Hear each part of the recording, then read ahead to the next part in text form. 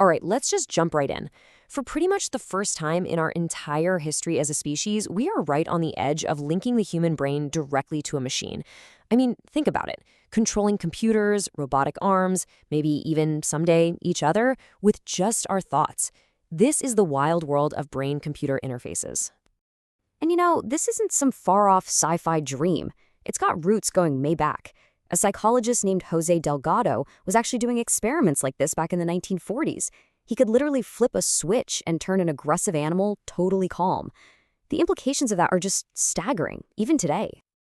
And that, right there, throws up a huge question from the get-go. If you had the power to stop aggression, to end a war, to stop a fight with a remote control, should you? That's the ethical tightrope we're going to be walking throughout this entire explainer. So let's move on from that pretty wild piece of history and get into the nitty-gritty. How in the world is it even possible to connect a mind to a machine? What are we actually plugging into? Well, it all comes down to how the brain communicates with itself. You see, before we can even begin to understand the interface part of a brain-computer interface, we have to get a handle on the brain part. And it all starts with one tiny but incredibly powerful cell. So how do we eavesdrop on the brain? How do we decode what it's saying? Well, first, we have to learn its language. And it turns out that language is entirely electric. And here it is. Meet the neuron. This is the absolute fundamental building block of the whole system. If you think of your brain as this gigantic, bustling city, neurons are like the messengers, constantly running through the streets, carrying information from one place to another. So how does one of these messengers actually send a message? It's basically a simple three-step process. First, it just listens, right? It's getting all these signals from other neurons. Then, once all those incoming signals add up and hit a certain tipping point, a threshold, bam, it fires off its own electrical signal. And this is happening billions of times a second inside your head right now. It's incredible. And that little electrical zap, it's called an action potential. And this is it. This is the language of the brain. It's basically a Morse code made of tiny electrical pulses. So if you can learn to read the super complex patterns of that code, you can actually start to read someone's intentions, their thoughts about moving an arm or a finger, or even just a cursor on a screen. Okay, so if the brain's language is electricity, how do we listen in?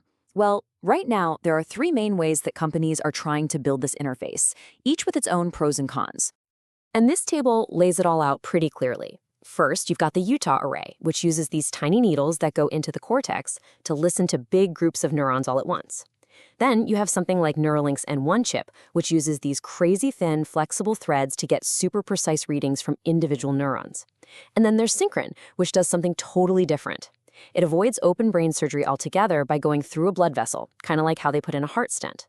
So you can see there's this constant trade-off, right, between how invasive the surgery is versus how clear and precise the signal is that you can get.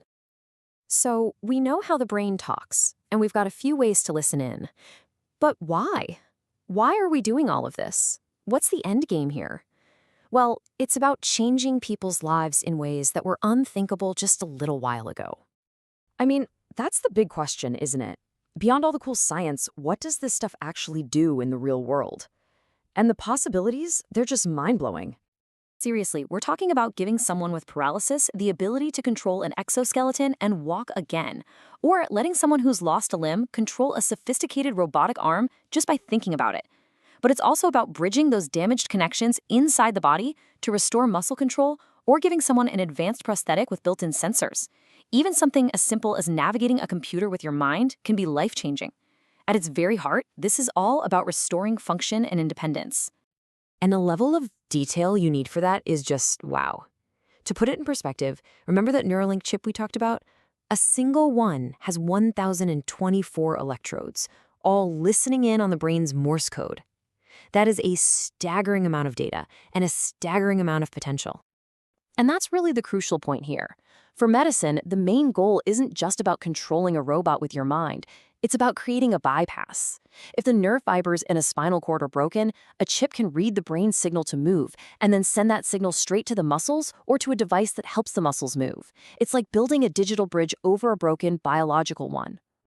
But with any technology this powerful, you eventually have to start asking some really big, maybe even uncomfortable questions. Because once we get really good at restoring the body, the next logical step is to start enhancing it. And that's where we get into some pretty deep philosophical water. This quote just cuts right to the heart of it all. In this quest to become faster, stronger, better, are we slowly, piece by piece, turning ourselves into machines? Are we trading in our own biology for something more durable? And if we do, what are we losing in that bargain? And this really frames the two different paths that are opening up in front of us. On one side, you have restoration, which is all about healing. It's using technology to make someone whole again.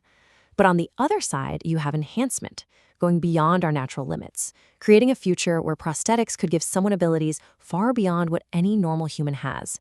There is a very, very fine line between those two things, and we're just about to step over it. And that brings us right back to where we started, with this one fundamental question. As we continue to merge with our technology, as we replace and upgrade parts of ourselves, at what point do we stop being human? There's no easy answer here, but it's a question we're all going to have to start thinking about, and soon.